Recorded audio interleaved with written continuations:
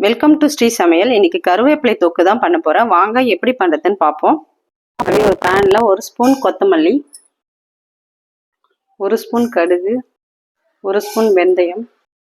இப்போ இதை நல்லா வறுத்து எடுத்துக்கலாம். இப்போ கடுகு, வெந்தயம், தனியா எல்லாம் பொரிஞ்சு வந்திருக்கு. ஸ்டவ் ஆன் பண்ணிட்டு நல்லெண்ணெய் ஒரு 4 ஸ்பூன் சேர்த்துக்கோங்க. இப்போ கருவேப்பிலையை நல்லா வாஷ் பண்ணி வச்சிருக்கேன். இப்போ கருவேப்பிலையை நல்லா வதக்கிக்கலாம். இப்போ லெமன் சைஸ் புளியை நம்ம இதை கருவேப்பிலை கூட சேர்த்து வதக்கிக்கோங்க. இப்போ கருவேப்பிலை நல்லா வதங்கிட்டு ஸ்டவ் ஆஃப் பண்ணிடலாம். இப்போ வறுத்த கடுகு வெந்தயத்தை நம்ம அரைச்சிப்போம். இப்போ அரைச்சி எடுத்தாச்சு.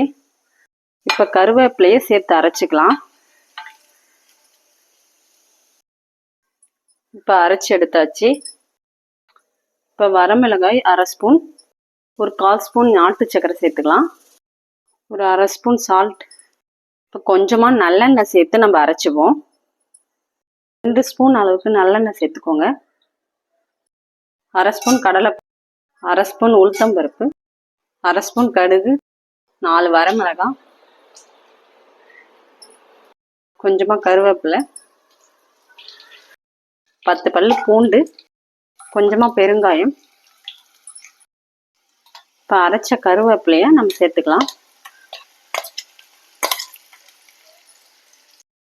இப்போ சூப்பரான கருவேப்பிலை தொக்கு ரெடியாக இருக்குது பாருங்க.